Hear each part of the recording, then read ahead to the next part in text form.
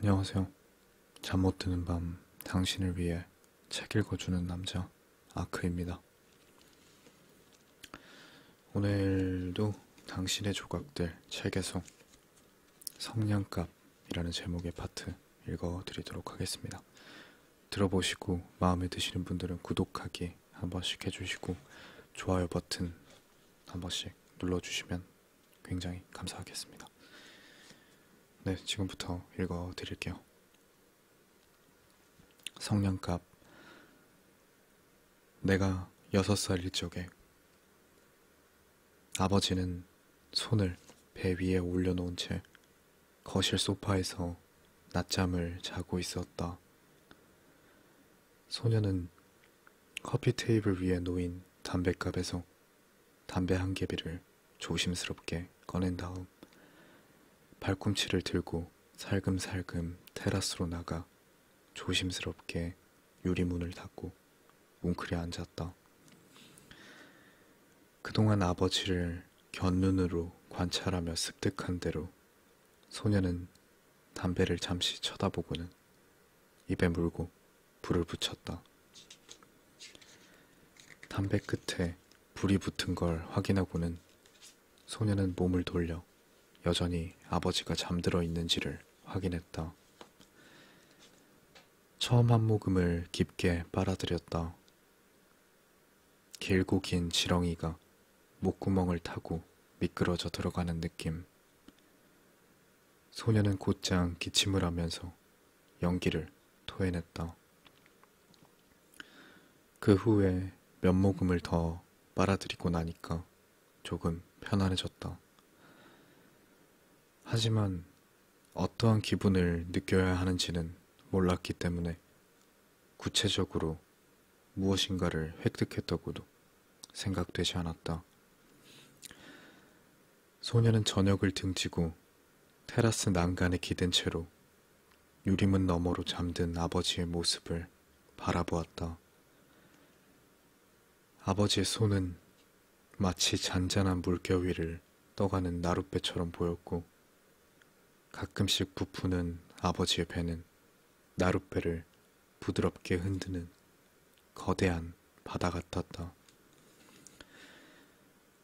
11살 적 소년이 도시락을 열었을 때 급식소의 저편에서 마이크가 그를 쳐다보고 있었다. 마이크는 친구들과 하이파이브를 하고는 미소를 지으며 소년에게 다가왔다. 그는 소년의 손에서 샌드위치를 낚아채서 크게 한 입 베어물고는 남은 샌드위치를 소년의 도시락통에 던지듯이 떨어뜨린 뒤에 그 위에다 침을 뱉었다.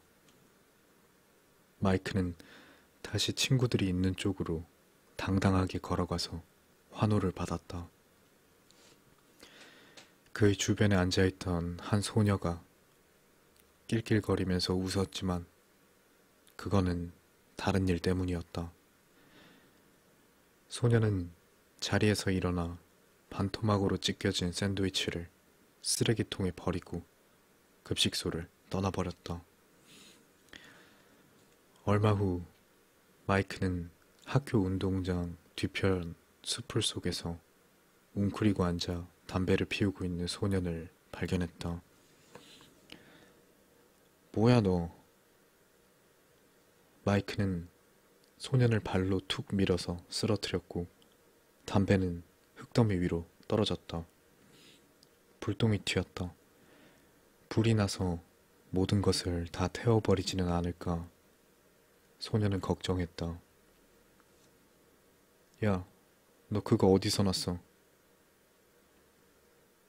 아빠 거를 훔쳤어. 담배 연기 한 줄기가 바람 속에 섞여들었다. 소녀는 마이크의 눈빛이 변했다는 것을 알아챘다. 그래? 한 두세 개 주면은 내가 아무한테도 말 안 할게. 14살일 적 아버지가 거실로 들어와 소년이 유리문 뒤에서 웅크리 앉아있는 것을 발견했을 때 소녀는 미처 담배에 불을 붙이기도 전이었다. 마이크는 재빨리 담배를 뒤뚫러 집어던지면서 말했다. 야, 집에 아무도 없다면서. 그는 일어나려다가 멈추고는 다시 앉았다. 아버지가 테라스의 유리문을 열자 소녀는 손바닥을 동그랗게 말아 쥐고 있던 담배를 숨겼다. 손에 들고 있던 담배를 아버지가 보았는지 보지 못했는지는 확실하게 알 수 없었다. 마이크가 뿜어낸 연기 한 줄기가 아직도 공기에 머물러서 비실비실 춤을 추고 있었다.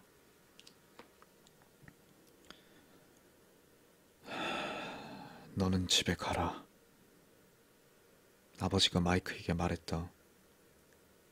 마이크는 말없이 일어서서 소년에게 고개를 한번 끄덕여 보이고 집 안으로 사라졌다.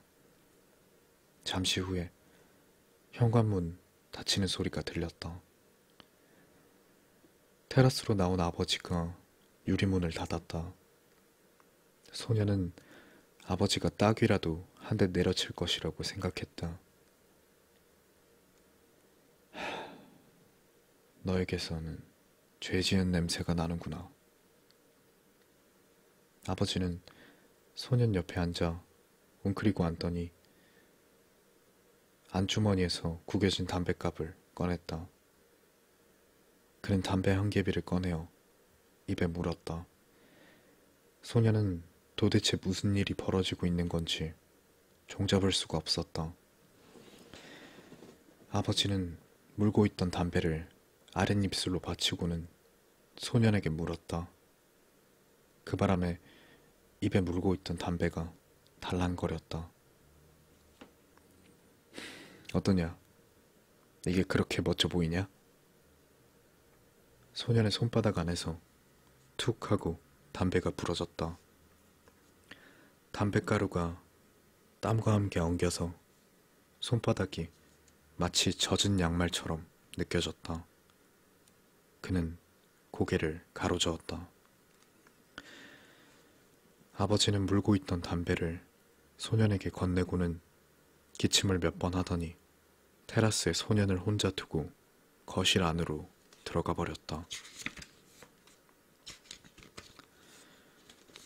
소년은 어머니가 저녁 식사를 하면서 도둑은 도둑을 낳는다고 말했다.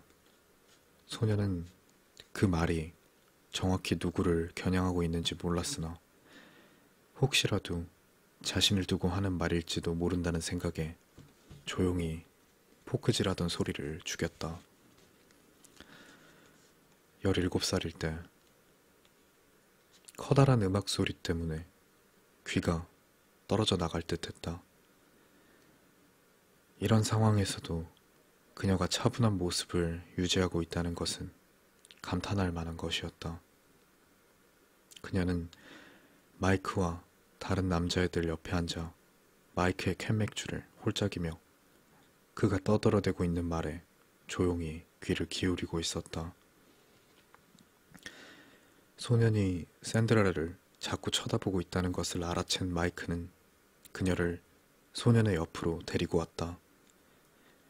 그녀는 약간 비틀거렸지만 얼굴은 붉지 않았고 전혀 취한 것 같지도 않았다. 마이크는 그녀를 소년이 앉아있는 긴 소파에 앉히고는 서로를 소개시켰다. 그러나 소년은 제대로 인사하지 않았다. 마이크는 어딘가로 가버리고 샌드라는 마치 캔 안에 무언가를 빠뜨리기라도 한 사람처럼 맥주캔 속을 계속 뚫어져라 바라보고 있었다. 분위기는 너무나 어색했다. 소녀는 자기도 모르게 그녀의 가슴을 뚫어지게 바라보았다. 탱크탑을 입고 있는 그녀는 나이에 비해서 가슴이 꽤나 컸다. 소녀는 자신이 어떠한 행동을 해야 하는 건지 어떤 말을 해야 하는 건지 몰라서 안절부절하고 있었다. 저기, 그 안에 뭐 떨어뜨렸어? 소년이 겨우 말했다. 샌드라는 그저 미소를 지을 뿐 그를 쳐다보지 않았다. 그녀의 손가락 하나가 스케이트를 타듯 캔의 가장자리를 따라 원을 그리고 있었다. 아, 마이크의 부모님은 정말 여행을 자주 다니시는 것 같아. 그치? 사실 나는 이런 하우스 파티가 처음이거든. 샌드라는 반응이 없었다. 저기 있잖아.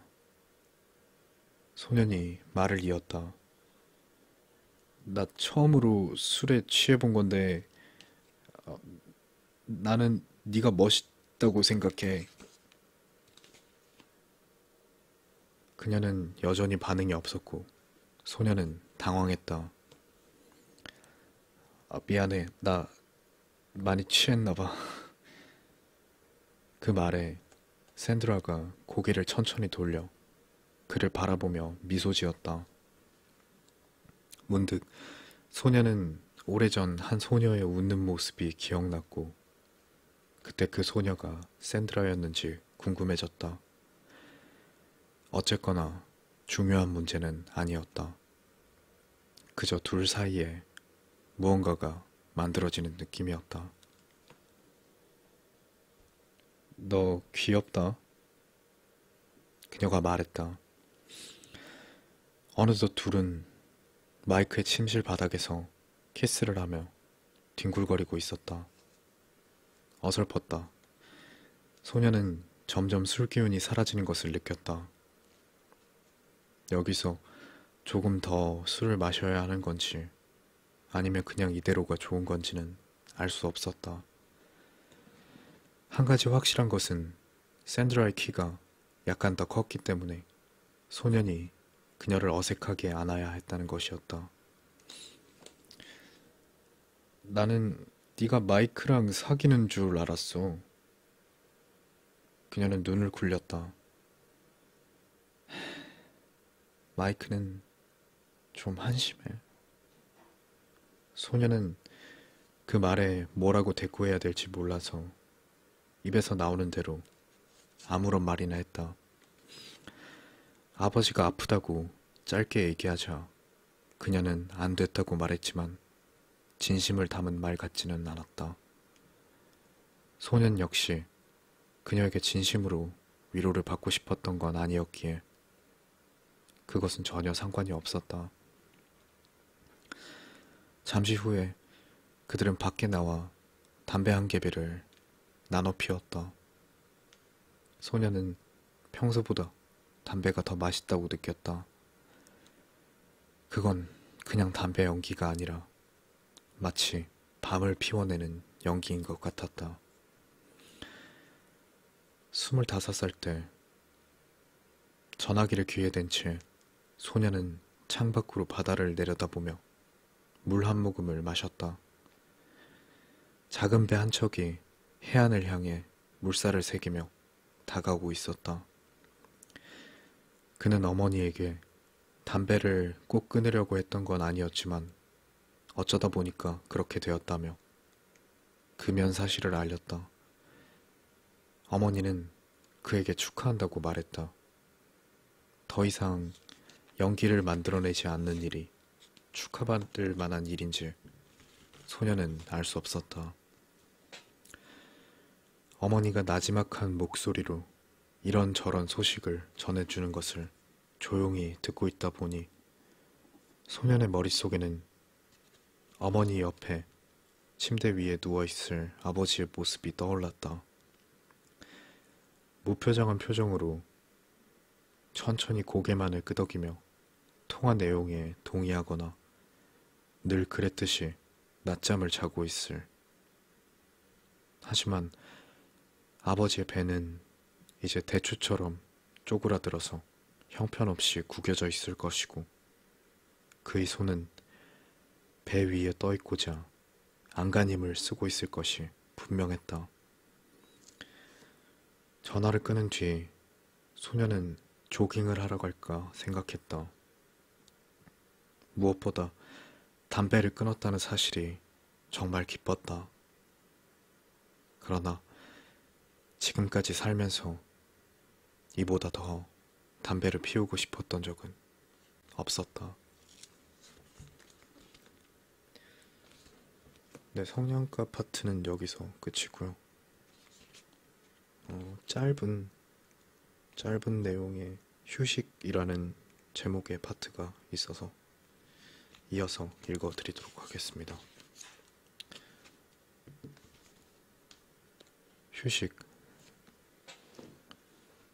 학생들이 교실에서 모두 빠져나가고 피터는 그제야 딱딱한 철제 의자에 걸터 앉아서 한숨을 내쉬었다. 손에 쥐고 있던 건조하고 퍽퍽한 분필의 감촉은 정말이지 기묘했다. 손바닥에 좀약이 가득 뭉개져 있는 것 같은 느낌. 밖은 봄이었지만 블라인드는 내려져 있었고 불은 꺼져 있었으며 버려진 책 위에 먼지 가루가 쌓이는 듯 느린 속도로 한기가 그의 팔에 내려앉았다. 시간이 많지 않았다. 학생들은 곧 다시 돌아올 것이고 그는 거대한 칠판 앞에서 1시간은 더 서 있어야 할 것이다. 이런 순간을 위해서라도 책상 서랍 안에다가 럼주를 보관해 두는 것은 정말 다행스러운 일이었다. 물론 아무도 이 사실을 알지 못했다. 학교에서도 그리고 집에서도. 그는 재빨리 럼주 내복음을 삼키고 눈을 감았다. 교실의 정적 속에서 무력하게 빠져들고 싶었다. 이 정적이 지난 1시간 동안의 수업 내용과 수학 공식들을 완전히 지워 없애주었으면 했다. 휴식이 필요해. 잘나빠진 친구란 것들의 목소리. 피터, 너는 휴식이 필요하다고. 가고 싶은 곳으로 떠나. 왜냐하면 너는 휴식이 필요하니까. 그는 럼주를 다시 서랍 안에 숨기고 입속에다가 민트 사탕을 몇 알 넣고 어디로 가고 싶은지, 과연 그런 곳이 존재하긴 하는지, 그저 일어나서 훌쩍 떠나버리는 게 가능한 일인지 생각해 보았다. 머릿속에는 희미한 구름이 형태를 취하기 시작했다. 그때 학교 종소리가 마치 총구에서 발사된 총알처럼 교실 안으로 왁자지껄한 목소리들을 불러들였고 동시에 피터의 가슴을 꿰뚫었다.